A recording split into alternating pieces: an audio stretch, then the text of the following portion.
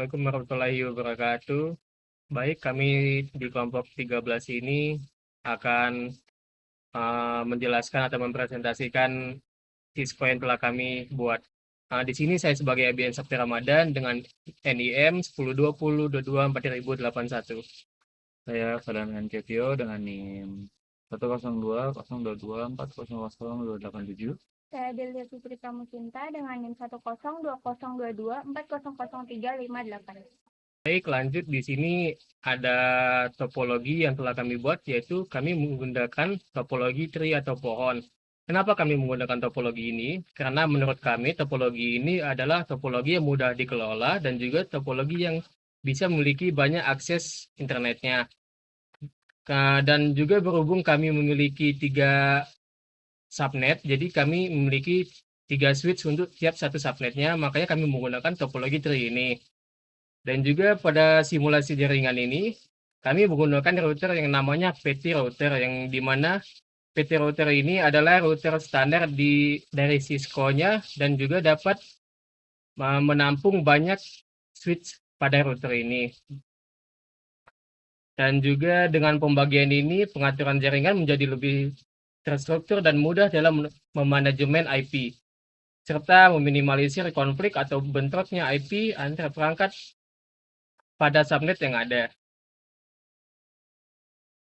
Dan juga kami di sini menggunakan kabel yang namanya automatic, yang dimana pada kabel ini langsung dapat otomatis langsung mengetahui apa yang kami butuhkan pada setiap subnetnya, PC ataupun routernya. Baik, lanjut untuk teman saya. Selanjutnya, di sini kita memakai router yang berfungsi sebagai penghubung antar jaringan atau antar subnet. Router ini terhubung ke 3 switch, switch 0, switch 1, dan switch 2. Switch ini berfungsi untuk menghubungkan perangkat dalam satu subnet. Switch 0 terhubung dengan PC 0 dan PC 3. Switch 1 terhubung dengan PC 1 dan PC 4. Sedangkan switch 2 terhubung dengan PC 5 dan PC 2. PC berfungsi untuk titik awal mengirim email, lalu disambungkan ke switch agar dapat tersambung ke router. Selanjutnya kita masuk ke perhitungan menggunakan VSLM. Yang pertama ada subnet 1 membutuhkan 100 host. Jadi kita harus memiliki subnet mask yang lebih dari 100, yaitu 255.128 atau dengan CIDR prefix 25 dengan total IP 128 dikurang 2, yaitu 126 untuk network address dan broadcast address.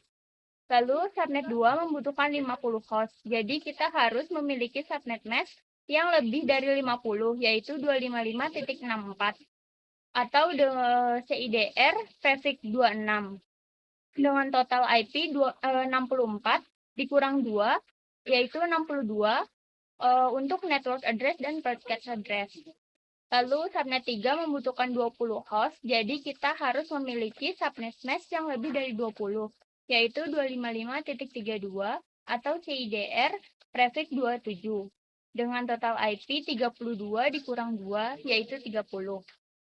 Untuk menjalankan koneksi dari satu PC ke PC lainnya, langkah awal yang kita perlukan itu masukkan IP address dan subnet mask di PC setiap subnet yang terhubung. Untuk switch 0, kita perlu memasukkan IP address 172.20.0.1 dan subnet masknya itu 255.128 di PC 0. Dan untuk PC 3, IP address itu 172.20.0.2 dan subnet masknya itu 255.128.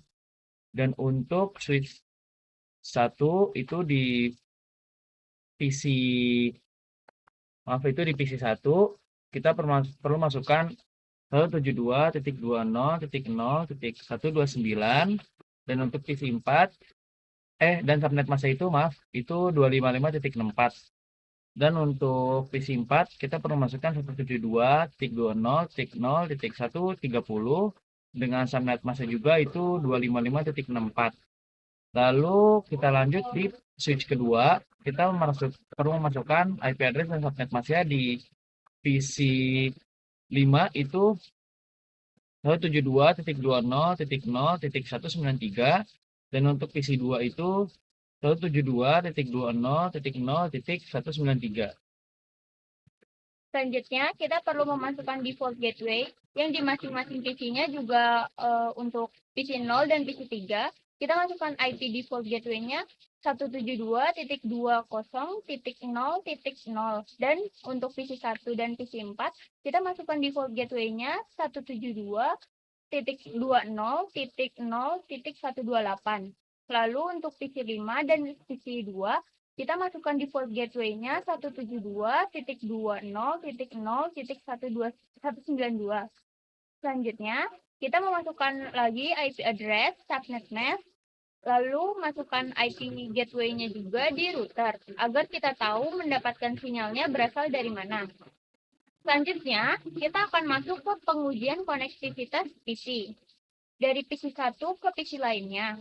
Pada laporan, screenshot command prompt yang ada di laporan kita melakukan uji konektivitas dari PC ke router dengan cara kita menuliskan ping, lalu masukkan IP address.